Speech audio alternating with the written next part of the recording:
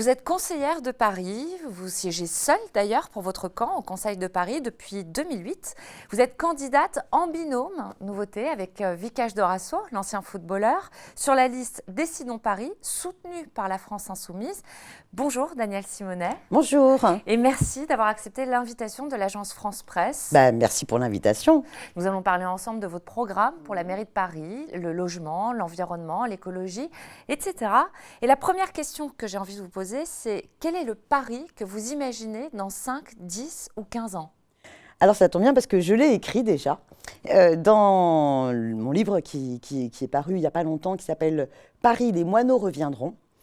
Et en fait, ça se passe en juillet 2024. En fait, les listes citoyennes ont gagné les municipales. Donc vous avez gagné les listes. La démarche citoyenne que je porte avec Vicage Dorasso a remporté cette élection.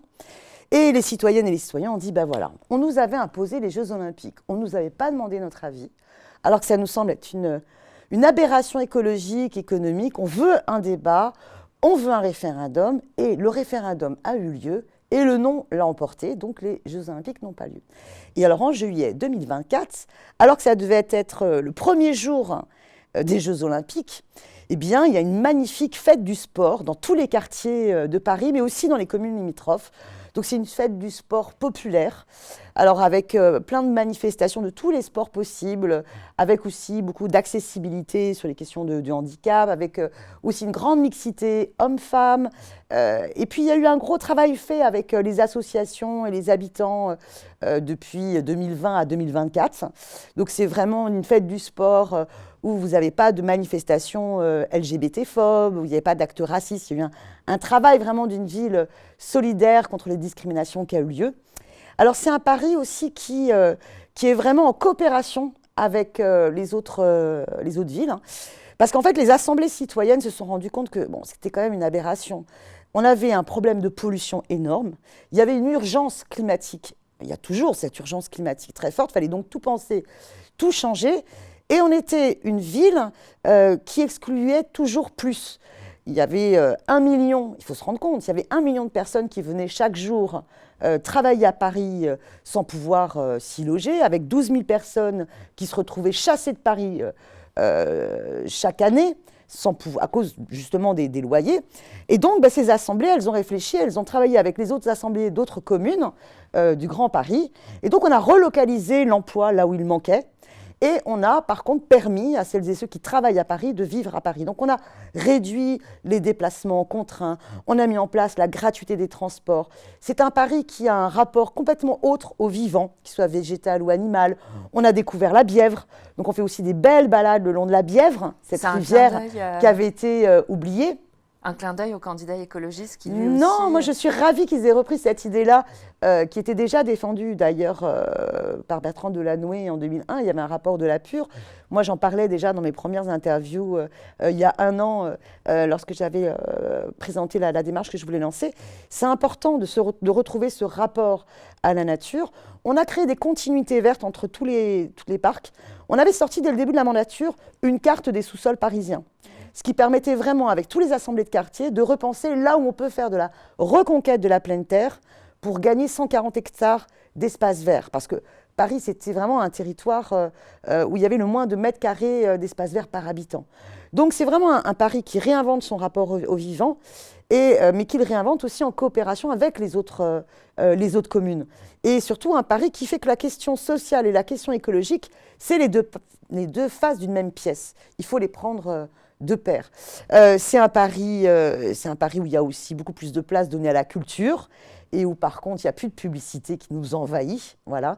C'est un Paris qui retrouve ses dimanches libérés de l'hyperconsumérisme, hein, donc on retrouve l'harmonisation des temps sociaux, donc on essaie de faire régresser le côté grand centre commercial qui était devenu Paris un peu à ciel ouvert. Hein.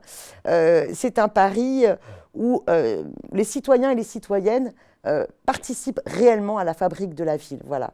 Et on repense à chaque fois ces questions de droit à la ville en fonction de l'urgence écologique et de l'urgence sociale. Justement, pollution atmosphérique, pollution sonore, pollution visuelle, qu'est-ce que vous faites pour lutter contre tout ça ? Alors, pollution atmosphérique.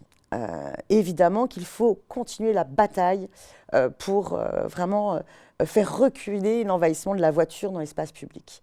Et donc, il faut à chaque fois bien penser la hiérarchie des modes de déplacement. D'abord, les piétons, ensuite le vélo, ensuite les transports en commun, ensuite le taxi et seulement après la voiture. Et réduire l'espace de la voiture pour pouvoir sortir de la logique de la voiture individuelle qui pollue. Mais ça veut dire quoi? Ça veut dire qu'il faut totalement repenser le fonctionnement de la ville et des territoires voisins. Quand je vous parlais tout à l'heure de la coopération avec les territoires, c'est important parce qu'aujourd'hui, la conception de la métropole, c'est vraiment la métropole qui aspire.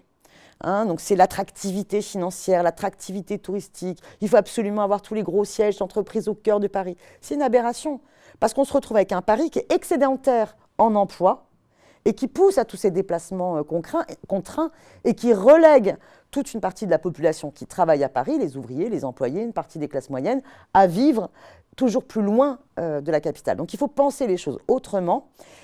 Hidalgo, par exemple, elle parle, Anne Hidalgo, du pari du quart d'heure, en disant il faut réduire les déplacements subis et faire en sorte que vous avez droit à une mixité d'activités entre emploi, logement, services publics, espaces verts, un quart d'heure de chez vous. Sauf que ce droit au pari du quart d'heure correspond souvent à la galère du banlieusard des 2 heures.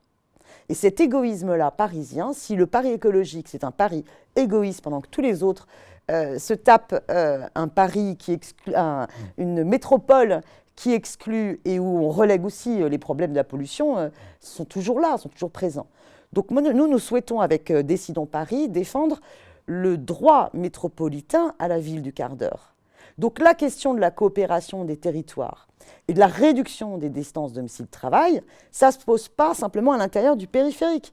Ça se pose à l'échelle de l'ensemble de la métropole. Ça veut dire que demain, vous êtes élu maire de Paris, vous allez travailler avec la métropole du Grand Paris, oui, les communes avoisinantes, et vous allez dire à vos entreprises qui sont à Paris, exactement, eh bien, chers amis, je voudrais que vous alliez de l'autre côté du périphérique exactement, pour éviter les déplacements en fait, d'autant de millions de gens. C'est-à-dire qu'au lieu de se dire, on va être attractif et on va être dans la compétition et on va tout prendre pour nous, et peu nous importe que des territoires se retrouvent avec des taux de chômage pas possibles, et que par contre, c'est à eux qu'on relègue la gestion de nos déchets, nos crématoriums et je ne sais quoi d'autre, on va essayer de penser une coopération de territoire et de se dire, c'est dans quel territoire il manque de l'emploi et on pourrait aider à la relocalisation de l'emploi. Et par contre, à Paris, pourquoi est-ce que celles et ceux qui font le ménage, qui s'occupent de nos enfants, qui travaillent à l'hôpital, pourquoi toutes ces personnes-là qui font la vie de Paris, pourquoi eux ne peuvent pas vivre à Paris? Donc on va aussi se poser la question de l'accès au logement de ceux qui travaillent dans Paris. Du coup, comme ça, vous limitez les déplacements, notamment en voiture, exactement, et vous luttez contre la pollution atmosphérique.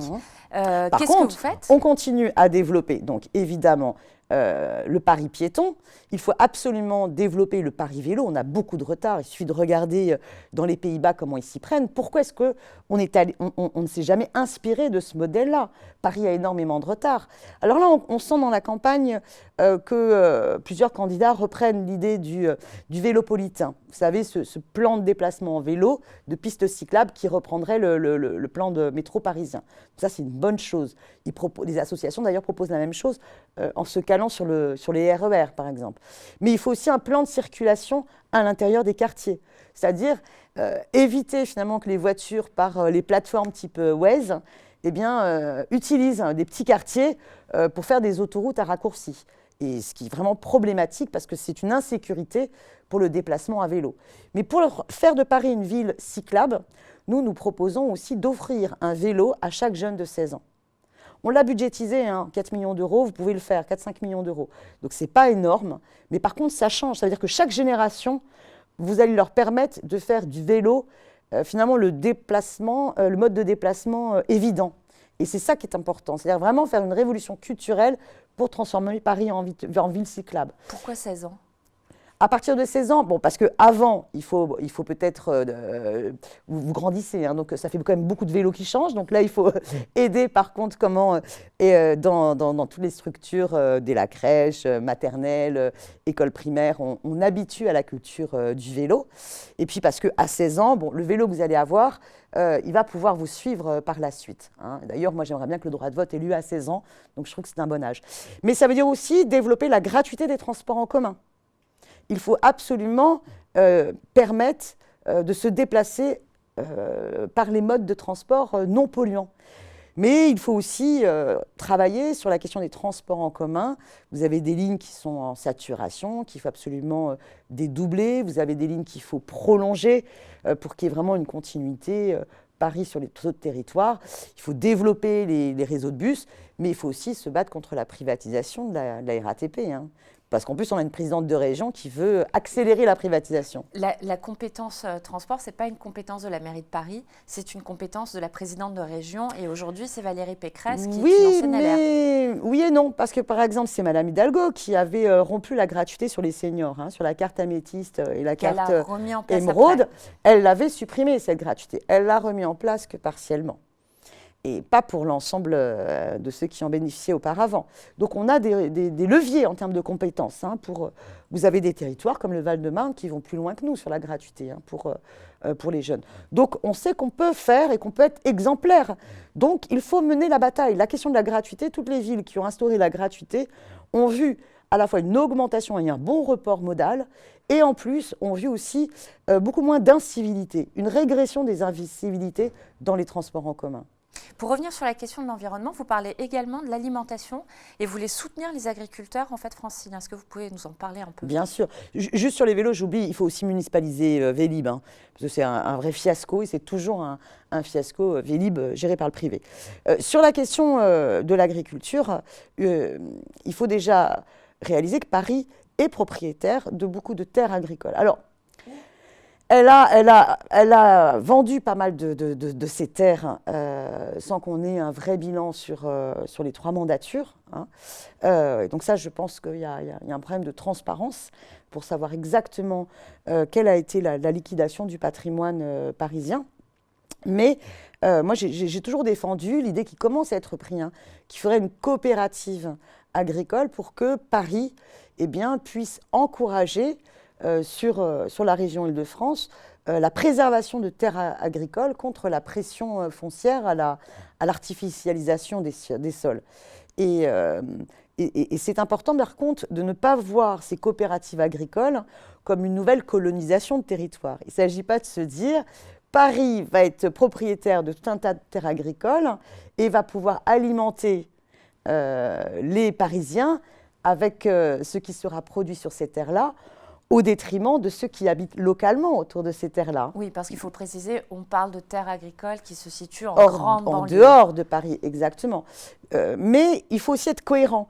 Moi, je me suis toujours battue, par exemple, contre le projet d'Europa City, hein, qui, sur le triangle de Gonesse, était un projet d'un centre commercial géant, complètement aberrant pour la famille Muliez, hein, le grand groupe Auchan, alors que les terres de Gonesse sont vraiment les terres les plus fertiles de la région Île-de-France. Et hélas, Anne Hidalgo n'a commencé à prendre position qu'il y a quelques mois, quand enfin la lutte était en train de gagner, même si le projet n'est pas terminé, hein, parce qu'on a toujours des enjeux, comment les transports ne vont pas mettre en place une gare à Gonesse qui justifiera de fait par la suite de reprendre un autre projet de bétonisation. Donc on ne peut pas avoir un discours de défense des terres agricoles sans se préoccuper des luttes locales qui peuvent y avoir. Et tout ça, in fine, pour faire un peu plus de bio? Alors il faut un engagement pour changer justement notre rapport à l'alimentation. Nous souhaitons, avec Décidons Paris, permettre que dans toutes les cantines scolaires de la ville de Paris, permettent un menu végétalien quotidien dans les cantines. Alors, on sait que les caisses des écoles sont des caisses des écoles autonomes. Donc, donner cette promesse-là, seulement, ça serait un peu pipeau parce que les mairies d'arrondissement peuvent ensuite faire ce qu'elles veulent. Nous, ce que nous proposons, c'est un label végétal. La mairie centrale, elle peut accorder des subventions supplémentaires aux caisses des écoles qui s'engageraient justement dans ce menu végétalien quotidien. D'où l'idée de ce label végétal qui permettrait donc de les encourager à développer cette alimentation. Parce qu'il est important de réduire nos consommations carnées, à la fois pour des questions évidentes de lutte contre d'enjeux climatiques, puis aussi pour réinterroger notre rapport au vivant. Voilà, c'est une question pour nous importante. D'ailleurs, vous avez le parti REV, Révolution écologique pour le vivant, qui a été fondé par Émeric Caron, qui a rejoint la démarche Décidons Paris. On a d'ailleurs la chance d'avoir Lamia Essemlali, qui est présidente de Sea Shepherd, qui est tête de liste dans le 14e arrondissement. Vous êtes l'élu du 20e arrondissement, comme je disais tout à l'heure, et c'est un arrondissement qui a subi énormément de violences ces derniers mois, comme à l'instar en fait de tout Paris, hausse des cambriolages, hausse des vols avec violence, mais aussi de rixes. Vous refusez la mise en place d'une police municipale, volonté portée par Anne Hidalgo, Benjamin Griveaux, Cédric Villani, certains de vos adversaires. Alors j'ai envie de vous demander, qu'est-ce que vous faites demain pour régler le problème de l'insécurité à Paris? Alors vous n'avez pas un problème de l'insécurité à Paris, hein. Il y a des problèmes qui vont être de nature différente. Si on prend la question des rixes, ce n'est pas en démultipliant des présences policières qu'on lutte contre le phénomène des rixes. Le phénomène des rixes, on a un jeune de 14 ans hein, qui est décédé, un jeune du 20e, qui est décédé dans le 10e arrondissement. C'est terrible. Et vous avez par exemple une association qui fait un travail remarquable dans le Bas-Belleville, une association de jeunes qui font un travail et qui d'ailleurs depuis le décès où les jeunes du quartier sont en deuil, ils ont leur permanence tous les soirs et ils discutent énormément avec les jeunes. C'est important de faire tout un travail de conscientisation pour que ne se développe pas une terrible velléité, par exemple, de vengeance après une rixe. Hein. Vous savez qu'une rixe, elle peut en entraîner une autre. Donc, débattre est essentiel, discuter et faire un travail de conscientisation et de respect de la jeunesse pour qu'elle sorte de ces logiques qui sont souvent, quand vous discutez avec eux, des espèces de logiques masculinistes absurdes. Parce que la bagarre et on sort un couteau pour un oui ou pour un non, on n'était pas a priori sur une vengeance ou sur un problème de trafic. Nous, on cherche toujours une cause rationnelle, mais on est sur d'autres processus. Donc, moi, je suis persuadée que c'est par beaucoup plus de présence humaine. Mettez des gardiens d'immeubles, mettez des gardiens de square, donnez des locaux aux associations de jeunes, de parents, recréez aussi de la culture, faites faire du théâtre d'improvisation, faites faire du sport, tout ce qui peut permettre à l'estime de soi de se réveiller, aux jeunes de s'émanciper, et ce qui peut permettre de faire réduire la violence mortifère dans nos quartiers. Alors que si vous accumulez des présences policières, ce n'est pas ce qui répond. Là, qu'est-ce qui se passe depuis le décès de ce jeune? Vous avez des descentes policières sur le quartier du Bas-Belleville avec des contrôles d'identité sans arrêt. Il y a un truc hallucinant. Vous êtes sur le boulevard donc de Belleville à Couronne, vous avez plein de terrasses avec plein de gens qui boivent des coups, jeunes, ambiance très chouette, très sympa. Donc il y a un peu de tapage nocturne. Les jeunes qui sont là ne sont absolument pas embêtés par la police. Il n'y a absolument aucun problème. Heureusement, d'ailleurs, on accepte qu'il y a un peu de fête aussi dans Paris. Bon, tant que ça reste jusqu'à une certaine heure, l'heure de fermeture des bars. Bon, vous allez ensuite 2 rues à l'intérieur du quartier du Bas-Belleville. Là, les jeunes n'ont pas la même couleur de peau. Et là, par contre, la police descend sans arrêt et leur demande leurs papiers. Les jeunes leur demandent, mais pour quel motif? On a le droit d'exiger. Quel est le motif du contrôle d'identité? Les policiers ne veulent pas donner le motif. Ils connaissent les prénoms du jeune, donc ils les connaissent, leurs papiers. Ils leur ont déjà contrôlé 1 fois, 2 fois, 3 fois. Et bien, pas plus tard que samedi, il y a 2 semaines, un contrôle policier s'est mal terminé. La police a matraqué le jeune à la jambe. Il s'est retrouvé avec un tibia cassé. Est-ce que c'est normal? Nous souhaitons mettre en place un contrôle, un récépissé daté, signé, co-signé, contre le contrôle aux faciès. Parce que ces violences policières dans les quartiers, ça suffit. Et il y a un vrai problème à ce niveau-là. On ne lutte pas contre la délinquance en faisant ce harcèlement policier tel qu'il se développe dans un certain nombre de nos quartiers. Nous, ça veut dire que vous, demain, à la mairie de Paris, vous êtes élu maire de Paris, vous allez mettre en place ce récépissé? Non. Nous, demain, à la mairie de Paris, nous menons le bras de fer pour exiger que Paris soit territoire d'expérimentation pour ce récépissé daté, co-signé, contre les contrôles aux faciès. Parce qu'évidemment, la police républicaine, c'est une compétence de l'État, c'est une compétence régalienne. Mais je voudrais rajouter une chose. Vous avez autant de policiers par habitant à Paris qu'à Londres ou qu'à Berlin. À peu de choses près, on est dans le même étiage. Alors, le problème est peut-être ailleurs. Le problème, il est peut-être aussi qu'il faut que Paris, comme l'ensemble des communes, mène un bras de fer pour réinterroger la politique de l'État vis-à-vis de la politique du chiffre. C'est-à-dire qu'un commissariat est mieux noté s'il montre qu'il fait tant de contrôles d'identité, par exemple sur les personnes en situation administrative irrégulière, s'il fait tant de contrôles sur la simple consommation de cannabis. Et c'est plus intéressant pour eux d'être bien notés comme cela que de poursuivre toute une enquête sur un gang de cambrioleurs. Voilà l'aberration. Donc il faut remettre la police républicaine au travail sans la logique du chiffre. Sur la propreté, quelles sont vos propositions? On observe des jets de mégots à tout va, des urines, des matelas qui jonchent les trottoirs de notre ville. Qu'est-ce que vous proposez? Alors déjà qu'on comprenne les causes. Les matelas qui jonchent les trottoirs de notre ville, bien souvent, c'est à cause des punaises de lit. Il y a un vrai fléau des punaises de lit à Paris. Et il ne faut pas laisser les gens tout seuls à devoir résoudre ce problème. C'est un cauchemar. Hein. Je suis contente là-dessus que quand j'ai fait la proposition à la Fondation Abbé Pierre, Benjamin Griveaux a rebondi dessus, en a fait sienne aussi cette proposition, et a y compris, lui, dit que lui-même avait été confronté aux punaises de lit. Donc c'est important Quelle est votre proposition sur les punaises de lit? Créer un service public contre les punaises de lit. Parce que sinon, vous vous retrouvez seul à devoir payer des entreprises privées. Et vous avez plein de témoignages comme ça, moi, de gens que je rencontre, qui ont dû faire appel à des entreprises privées, mais pas une fois, 2 fois, 3 fois, 4 fois, avant de s'en sortir. Parce que les méthodes chimiques marchent de moins en moins. Un service public de lutte contre les punaises de lit peut utiliser la méthode thermique.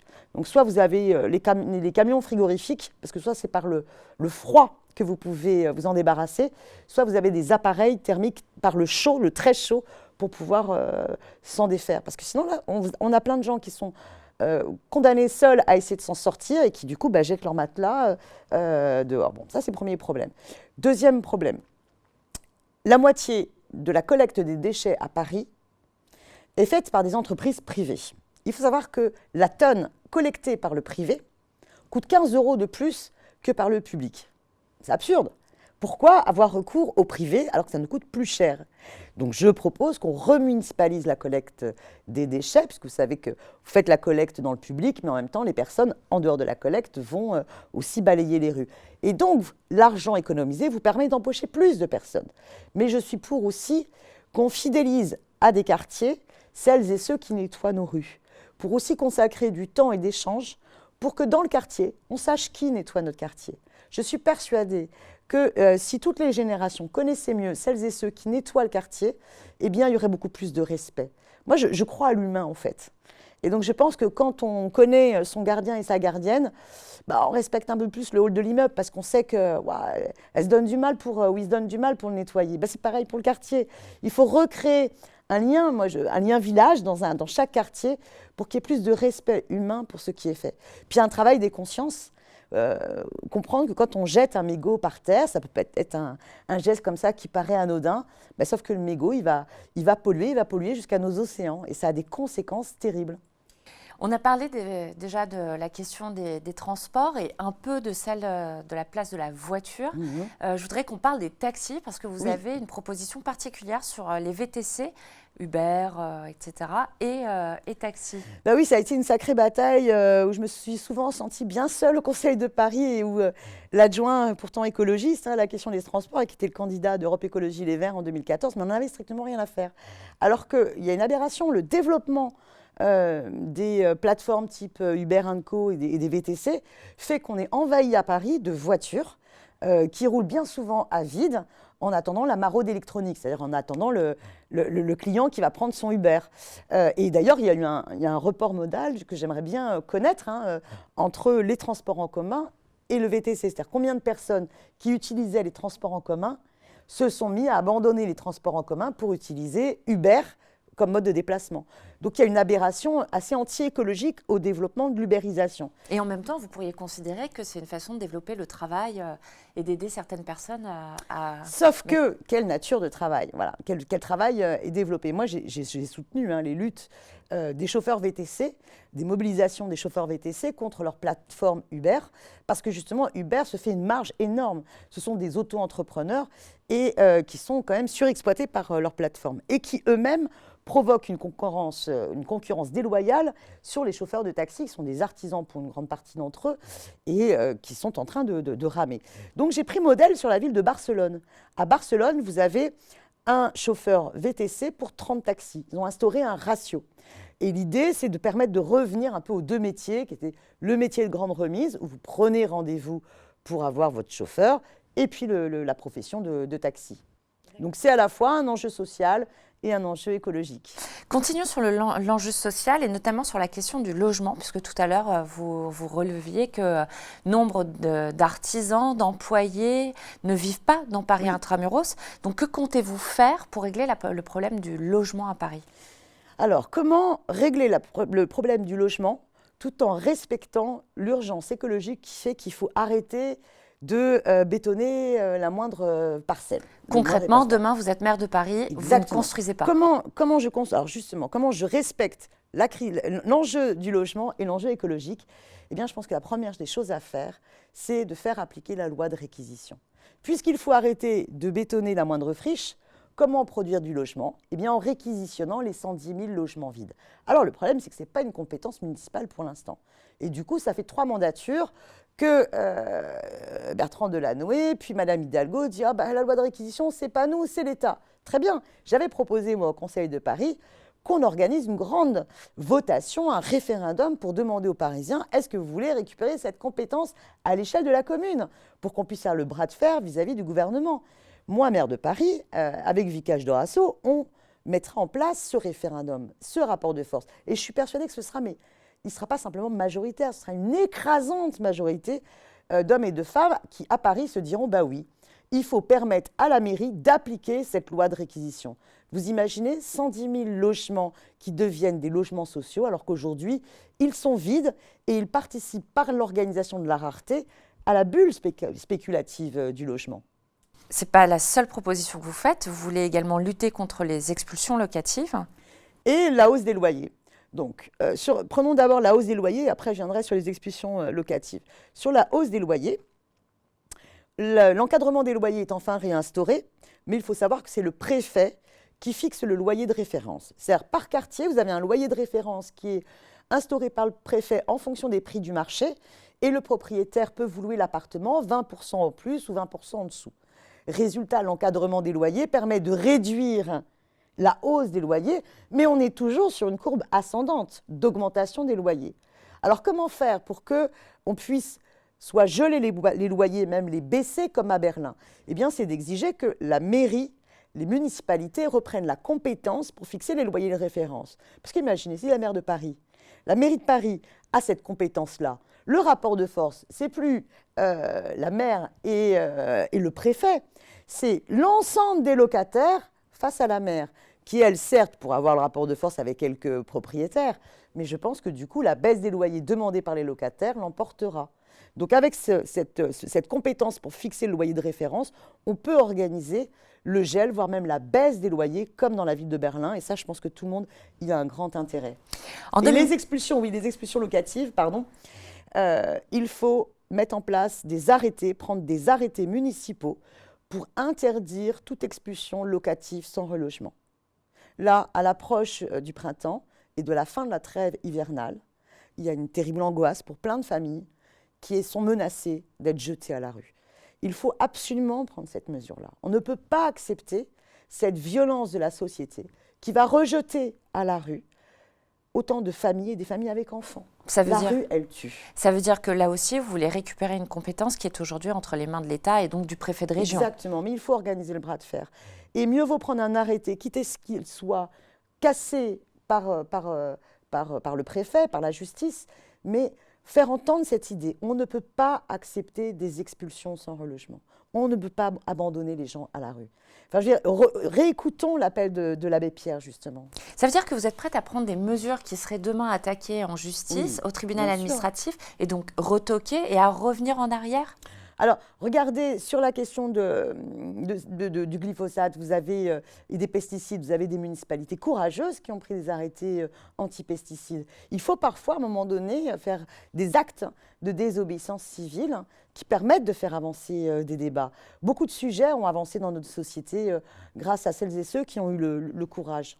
Vous nous expliquiez tout à l'heure que certaines entreprises avaient vocation à partir plutôt vers le Grand Paris pour limiter les déplacements Et de la d'autres à population. être localisés Et, en fonction et- des besoins. et je lisais dans votre programme que vous souhaitez également repenser chaque bassin de vie pour accueillir une mixité d'activités, logements, emplois, services publics, espaces verts, etc. dans un même quartier. Finalement, c'est aussi ce que proposait Anne Hidalgo en 2014. Comment est-ce que vous développez ça? Sauf que Madame Hidalgo, elle le voit simplement à l'intérieur du périphérique. Et elle ne se préoccupe pas du tout de l'extérieur. Et donc, elle nous fait des jolis dessins qui ignorent complètement que les personnes qui nettoient nos bureaux, celles qui donnent à manger à nos enfants dans les cantines, ceux qui nous soignent à l'hôpital, ils doivent aussi vivre à Paris. Elle ne se préoccupe pas de ces personnes-là, puisque sa politique en faveur du logement ne permet pas de leur garantir un accès au logement. Il y avait 35% d'ouvriers et d'employés en 2001. Il n'y en a plus que 25% à Paris aujourd'hui, alors qu'ils représentent toujours 51% de la population. Donc il faut vraiment avoir une politique en faveur du logement qui soit prioritairement pour celles et ceux qui travaillent à Paris.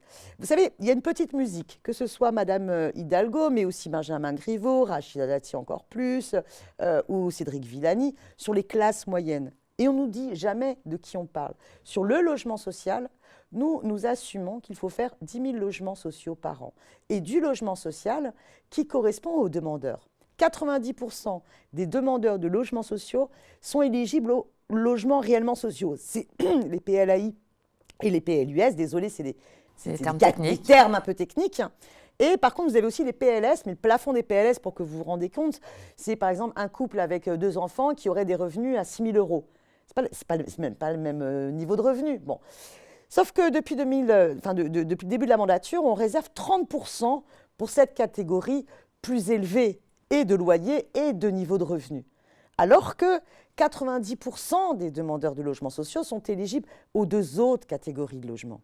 Donc, il faut prioritairement faire le logement réellement social. Ça veut dire que vous allez dépasser les ambitions de la loi SRU? Oui, il faut aller un petit peu au-delà de la loi quand même. Madame Hidalgo s'engage simplement à respecter la loi. Belle ambition. Non, il faut faire au moins 30% de logements sociaux en 2025, mais 30% de logements réellement sociaux. Très bien. Pourquoi est-ce que vous êtes candidate à la mairie de Paris, Madame Simonet? Pourquoi est-ce que je suis candidate? Parce que j'aimerais que tout change, parce qu'il y a une urgence à tout changer. On entend les rapports des scientifiques sur l'urgence climatique qui nous disent qu'il faut tout changer dans moins de 9 ans, et finalement on nous impose toujours les mêmes politiques.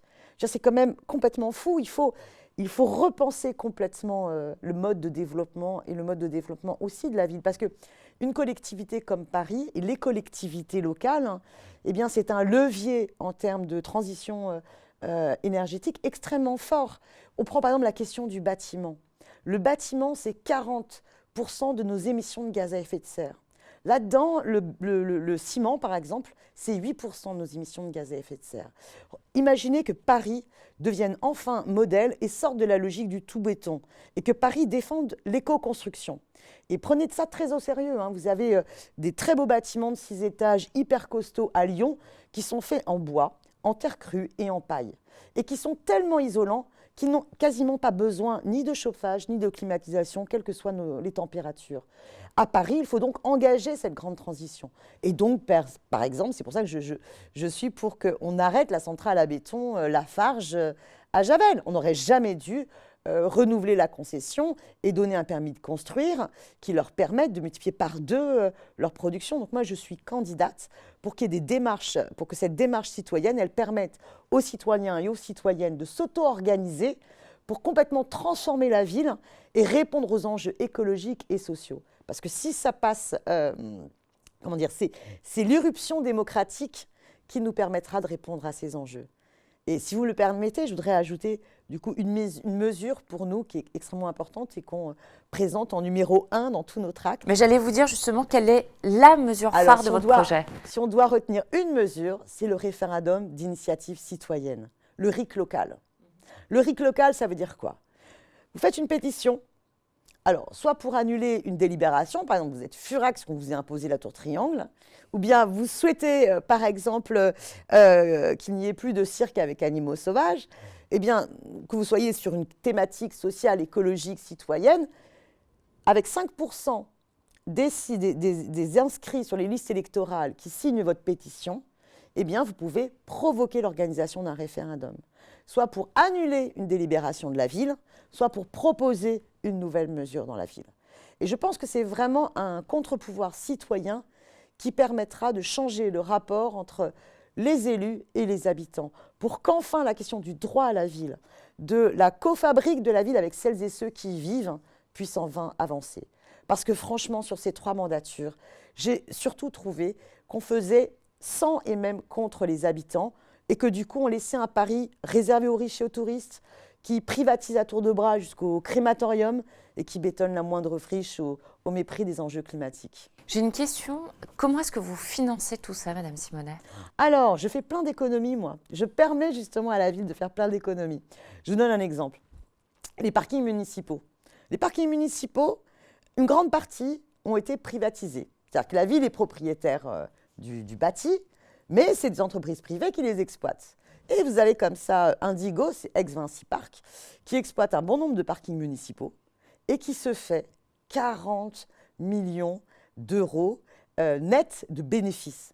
40 millions qui se mettent dans la poche, qu'on pourrait au contraire mettre dans la ville. Mais que vous perdrez si vous refusez la publicité, les panneaux publicitaires à Paris, c'est 40 millions d'euros aussi. Oui, mais alors avec tout ce qui a été cédé au privé, si vous les remunicipalisez, vous faites énormément d'économies. Il y a aussi plein d'autres investissements que vous pouvez penser autrement.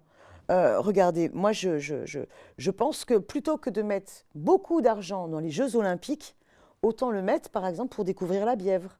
Par contre, j'assume aussi d'avoir un recours à l'emprunt.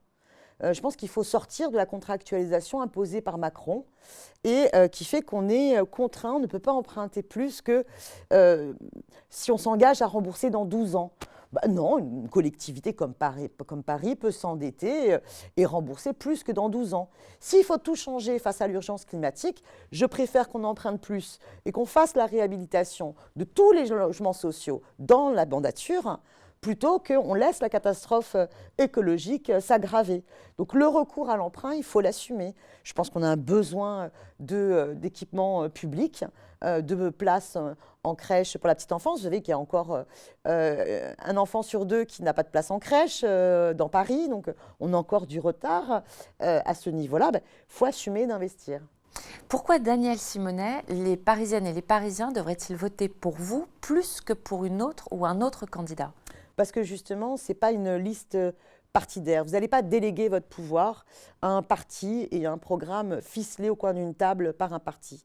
Vous allez participer à une démarche qui a justement fédéré, qui continue à fédérer des citoyens et des citoyennes et qui s'engage à poursuivre cette démarche municipaliste après l'élection.